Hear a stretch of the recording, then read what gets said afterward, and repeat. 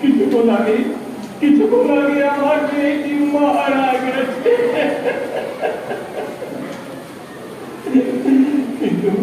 কিন্তু আমি বিশ্বাস করি প্রভু, আমি বিশ্বাস করি আপনি যদি এসে আমার সন্তানের গায়ে একবার হাত লাগেন, সে নিশ্চয় বেঁচে উঠবে, সে নিশ্চয় বেঁচে উঠবে, নিশ্চয় বেঁচে উঠবে। যিশু তখন তাকে বললেন, হ্যাঁ চলো, আমি তোমার সঙ্গেই যাব। শিষ্যদের তিনি বললেন, তোমরাও আমার সাথে সাথে এসো। সেই সময় একজন স্ত্রীলোক সেখানে ছিল, সে ভাবছিল, তাই তো আমি প্রায় 12 বছর ধরে স্ত্রীলোকের কষ্ট পাচ্ছি। উফ, কি কষ্ট, কি যন্ত্রণায় এরা ভোগ করছে।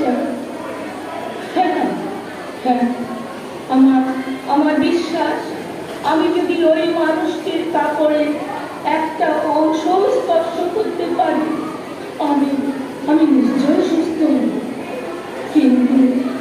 কিন্তু এত লোকের ভিড়ের মধ্যে তা কি করে সম্ভব? না না না, আমাকে পারতেই হবে। ওই মানুষটির কাপড়ের অংশটুকু যে কোনো প্রকারে আমাকে স্পর্শ করতেই হবে, আমাকে। যিশু তখন বললেন,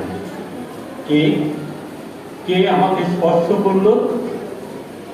শিষ্যেরা যিশুকে উত্তর দিলেন, প্রভু, সকলেই তো ঘিরে রয়েছে, সবাই চাপাচাপি করে, তাও আপনাকে কে স্পর্শ করলো? তখন একজন স্ত্রী লোক কাঁপতে কাঁপতে যিশুর সামনে এসে দাঁড়ালো এবং যিশু তাকে বললেন, মা, আর ভেবো না, তোমার বিশ্বাসই তোমাকে সুস্থ করেছে। যাও মা, শান্তিতে বাস করো।